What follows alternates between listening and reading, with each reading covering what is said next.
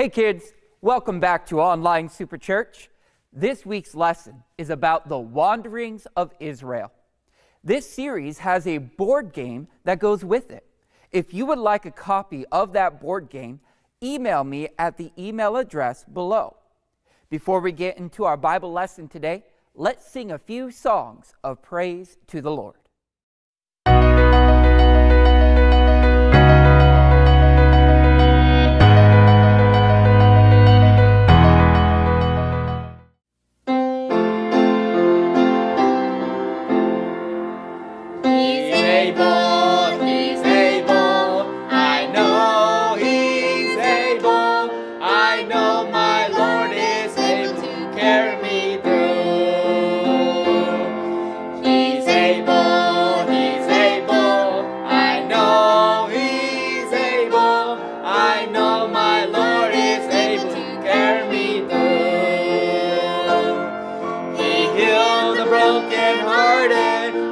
Set the captive free. He made the lame to walk again, and he caused the blind to see. He's able, I know he's able. I know my Lord is able to carry me through.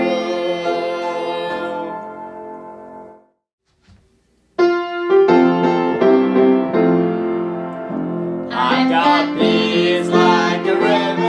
I've got peace like a river. I've got peace like a river in my soul. I've got peace like a river. I've got peace like a river. I've got peace like a river in my soul. I've got joy like a fountain. I've got joy like a fountain. I've got joy like a fountain in my soul.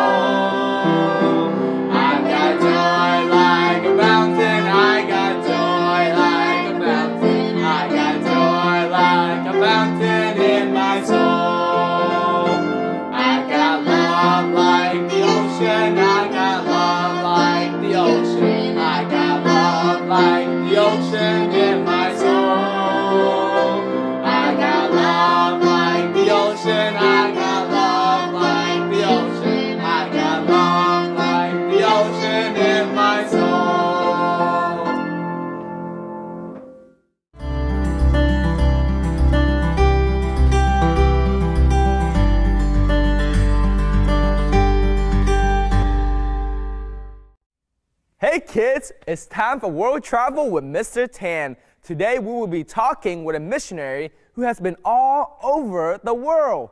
His name is Brother David Harris. Brother Harris, it is great to talk with you today. Will you tell the kids, where did you and your wife grow up? Hello, my name is David Harris. I'm a missionary with Baptist International Missions Incorporated that we call BIMI. I was born in North Carolina and grew up in Hawaii, North Carolina, Florida, and Georgia. My wife was born and reared in the state of Georgia. Where are you now and what are you doing? Our family served as missionaries in Japan for 24 years. We thought we would spend the rest of our life there. Now I serve as the Far East Director, covering the places in the world called Asia and the North Pacific. What made you decide to be a missionary? Well, as a young man, I wanted to serve the Lord with my life. And while I was in Bible college, God spoke to my heart about going to Japan as a missionary. So I surrendered to His will and followed that leading to be able to take the gospel of Jesus Christ to the land of Japan, where people know very little about the Bible or about even something as simple as John 3:16. What is your favorite food in Japan? And what is a food that they eat in Japan that Americans might think it is weird? One of my favorite foods in Japan is called ramen. It is much different than the cup noodle that you get here in the United States. It's very delicious. It's a noodle soup that is wonderful. Now, a food that is in Japan that some people think is very weird is called sushi. In the sushi line, there are various things that are cooked, but most of it is raw, such as raw fish or raw octopus or things of that nature. I don't care for the raw stuff. I just like the one that's cooked. What was one of the most difficult things you faced as a missionary in Japan? A difficult thing that we faced as missionaries would be wanting to give the gospel to people of a different culture and language. We had to learn Japanese in order to be able to give them the gospel. But then the culture of the people is very different from that which we know here in the United States. People who believe in many gods, who believe the gods live at shrines or temples, and they don't know about the true and the living God of the Bible or the God of heaven. What does your family like to do, and what is one of your greatest experiences being a missionary? One of the things that our family likes to do is to serve the Lord together in our local church, and we also love every opportunity we get a chance to go back to Japan to see our friends there. One of the things that was a great experience in Japan was being able to tell people in their own language that there's a God in heaven who loves them, who sent his son to die for their sins, and who desires for them to have their sins forgiven and be able to spend an eternity in heaven. Do you think that children should pray about serving God with their life? I think it is the greatest opportunity for boys and girls to pray about serving the Lord with their lives, because the Lord wants to use us to be able to tell others about Jesus. So yes, definitely pray about serving the Lord with your life, but also just get involved in serving the Lord in your local church, and God will lead you every step of the way. Thank you, Brother Harris, for your time and for serving Jesus around the world. May the Lord greatly bless you and your ministry. When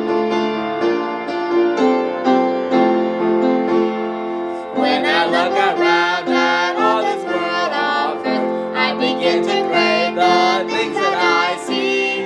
I must keep my eyes on Jesus, my Savior. He has promised heavenly treasures for me.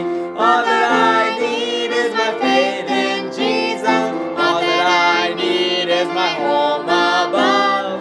All that I need is my Father's mercy. All that I need is my Savior's love. All the pretty toys shine brightly around me. All the pretty houses pleasant and clean. Riches seem to offer peace and contentment, but it's just a lie, it's only a dream. All that I need is my faith in Jesus. All that I need is my home above.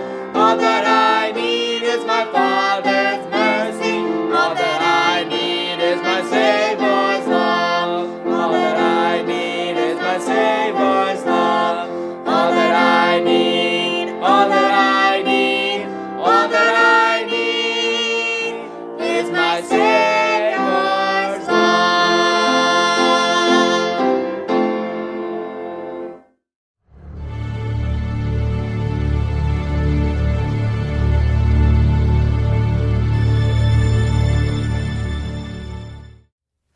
Today, we want to start a new series looking at the wanderings of the children of Israel.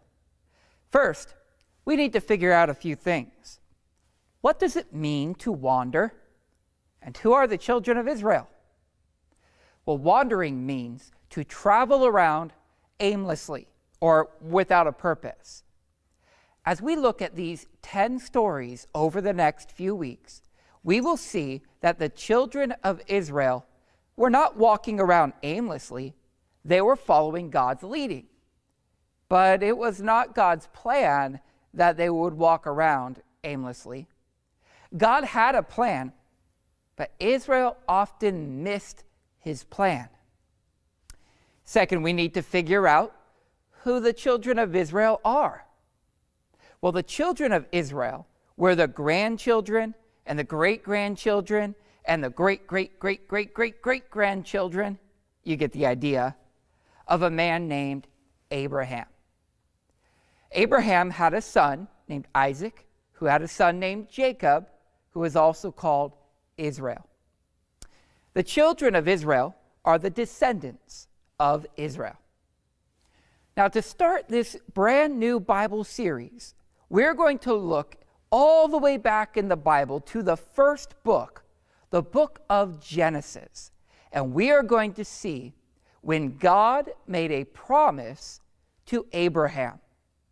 Look at Genesis chapter 15, verse 1. After these things, the word of the Lord came unto Abram in a vision, saying, Fear not, Abram, I am thy shield and thy exceeding great reward. God begins his promise by reminding Abraham who God is. God said he is a shield. A shield is for protection. And God is a reward. Not everyone was allowed to know God the way Abraham knew God. Abraham was given a special privilege, and his children would also get that special privilege. You might think God must be unfair. Why would he show favoritism to Abraham and to his children? What made them so special? God had a plan to save everyone and anyone from their sin. But his plan required choosing one family to have the special privilege of knowing God and sharing God with the rest of the world. God chose Abraham, and Abraham said yes. Abraham chose to follow God. Look at what Hebrews chapter 11, verse 8 says. By faith, Abraham, when he was called to go out into a place which he should after receive for an inheritance, obeyed. And he went out, not knowing whither he went. I wonder sometimes, how many people would God bless if they were just willing to obey him? How many times in my life did God want to bless me, but because I had my own plans and I would not follow his, maybe he would not bless me? 2 Chronicles chapter 16, verse 9 says, For the eyes of the Lord run to and fro throughout all the earth to show himself strong in the behalf of them whose heart is perfect toward him. God made a great promise to Abraham.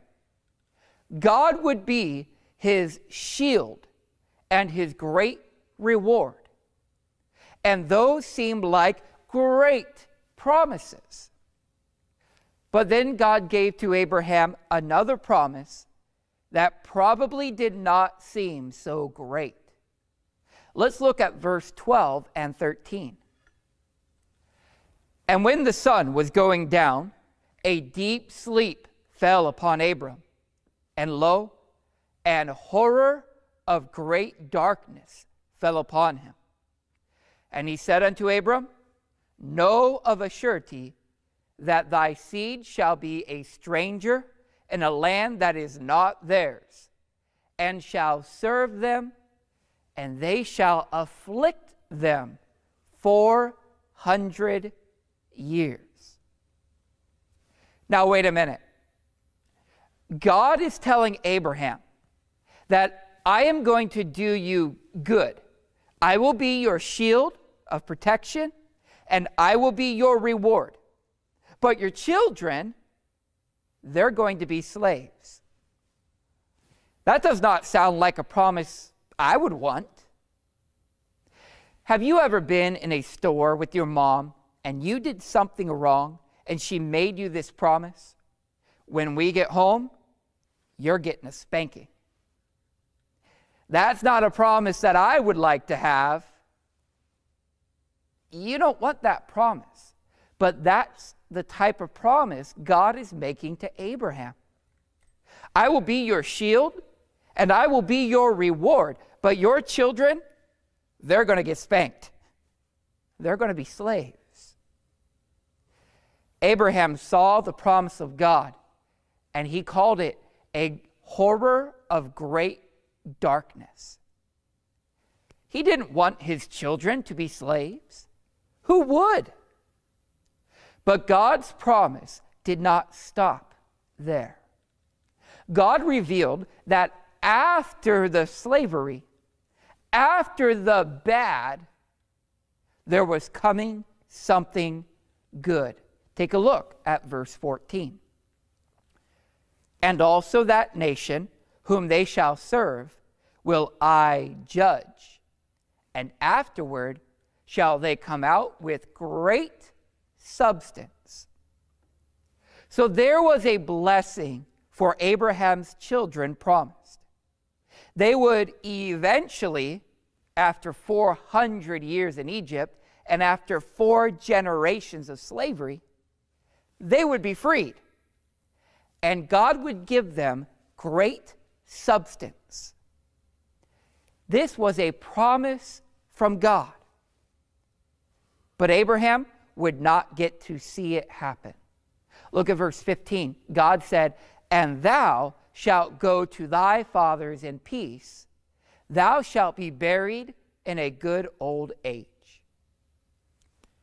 Abraham would get to live a nice, long life, one of peace, and the promise of God would be on his children. And that promise was certain. Even though Abraham would not get to see that promise in his lifetime, he knew it was certain. Now let's move forward in the Bible to the second book, and we're going to take a look and see Israel's enslavement in Egypt. Exodus chapter 1, verse 8 and verse 11. Now there rose up a new king over Egypt, which knew not Joseph. Therefore they did set over them taskmasters to afflict them with their burdens. Just as God had promised, eventually the Egyptians made the children of Israel's slaves. Israel was forced to build the great public works of Egypt. They built treasure cities. But something happened while they were slaves. They began to have children and grandchildren, and so many that eventually Egypt became afraid. Look at Exodus chapter 1, verse 12. It says, but the more they afflicted them, the more they multiplied and grew. And they were grieved because of the children of Israel. Israel became so populous, so many people, that they began to outnumber the Egyptians. Scholars think that around this time, there were only about 3 million Egyptians. And the Bible says that at this time, there were 603,000 adult men of Israel, plus women and children. You see how the children of Israel were becoming more than the Egyptians? This means that the Egyptians were afraid that their slaves would overrun them. Because Israel was growing so rapidly, Egypt decided they needed to stop the children of Israel. Look at Exodus chapter 1, verse 16. And he said, when you do the office of a midwife to the Hebrew women and see them upon the stools, If it be a son, then ye shall kill him. But if it be a daughter, then she shall live. The Pharaoh wanted to murder all the Israelite boys.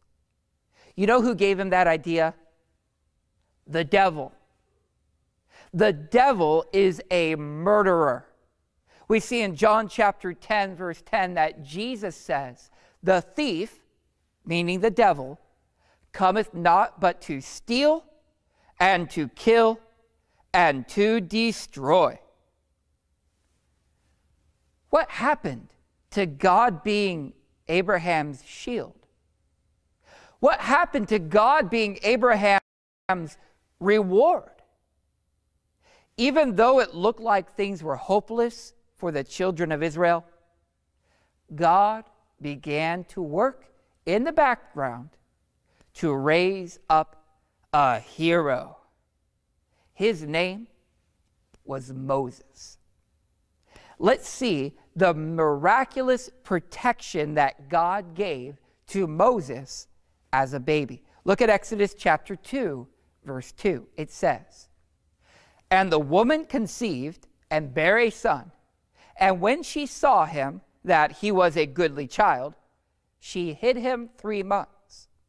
And when she could no longer hide him, she took for him an ark of bulrushes, and daubed it with slime and with pitch, and put the child therein. And she laid it in the flags by the river's brink." There was a godly mom named Jochebed. She was a slave in Egypt, and she had a son. Now the Egyptians wanted to kill her son, but she refused. She trusted God, that God wanted to use this child. So she did all that she could do to protect him and left the rest up to God. She made a basket and sealed that basket with pitch so that it would be watertight. Then she put her son into the basket and placed that basket in the river to float. It was dangerous. There were crocodiles in the Nile River. There are hippopotamus in the Nile River. And there are snakes and other large fish and many other wild creatures. How dangerous that must have been for the child. The river also could get rough. What if the boat sank? But all of this was done in faith that God would protect her little baby. And you know what? God did. Look at Exodus chapter 2 and verse 5. It says, "And the daughter of Pharaoh came down to wash herself at the river. And her maidens walked along the river's side, and when she saw the ark among the flags, she sent her maid to fetch it. And when she had opened it, she saw the child, and behold, the babe wept. And she had compassion on him." This little child would be named Moses. Moses should have been murdered by the Egyptians, but he wasn't. Instead, the princess of Egypt found him and had compassion on him and adopted him into the king's house. From this event, God's plan was set in motion to fulfill that promise to Abraham. The children of Israel would be slaves, but they would be freed from their slavery. Now, it wasn't time yet. It would take another 80 years before it was finally time for God's deliverance from Egypt. Look at Exodus chapter 2, though, in verse 23. "And it came to pass in the process of time that the king of Egypt died, and the children of Israel sighed by reason of the bondage. And they cried, and their cry came up unto God by reason of the bondage. And God heard their groanings, and God remembered his covenant with Abraham and with Isaac and with Jacob. What can we learn from this lesson today? God's plan may not be a plan that you like. Abraham liked the part about God being his shield of protection and his reward, but he called the part about the slavery a horror of great darkness. But Abraham chose to love and obey God, even though he may not understand why God would send his children into slavery. The result would be that God would rescue his people, but it required a lot of patience. Second, even in the middle of trouble, just like with Jochebed, she trusted God. God had the power to protect her baby Moses. Moses should have been killed by the Egyptians, but he wasn't. He should have drowned in the river, but he didn't. He should have been eaten by a ferocious creature in the sea, but he wasn't. God knows how to rescue and deliver us. So for you today, maybe you need to be patient. Maybe things in your life are not going the way you wanted, like the coronavirus. Maybe you wanted to be at school, but you can't because of all the restrictions right now. Be patient and trust God. Like I said earlier, there have been many times where I think God had something for me that I missed because I tried to live my life my way. But if you will follow and obey God, his plan is so much better than our plans.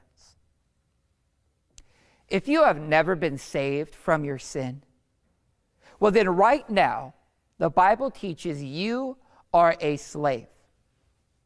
Now, you may not be a slave to people in this world, but you are a slave to the devil. He has trapped you in your sin. But God, in his mercy and wonderful plan, sent someone to free you from slavery. No, his name was not Moses. His name is Jesus Christ. Will you allow Jesus to save you from your sin? Will you accept him into your life to be your Savior? If you would like to be saved from your sin, you could be. If you would pray this prayer of faith to Jesus Christ and believe it in your heart, he will save you. If you want to do that today, pray with me now. Dear God, I know that I am a nasty, evil sinner. I am a slave to sin, and I deserve punishment in hell. I am sorry for my sin. Will you please forgive me? I believe that Jesus died on the cross to pay for my sin and that he rose up from the dead. I ask Jesus to come into my heart and make me a new creature. Take control of my life. Thank you for joining us today for Online Super Church. If your family would like a copy of the game board, Wanderings of Israel, send me an email to the email address on your screen. Every year in March, our church hosts the Northwest Children's Rally. This year, the Children's Rally will include this board game, The Wanderings of Israel. I hope that you will make plans to attend. If you have any questions about today's lesson, or if you would like to speak with me about a Bible question, email me. I would love to hear from you. Make sure you subscribe and share this video with a friend. I will see you in the next video.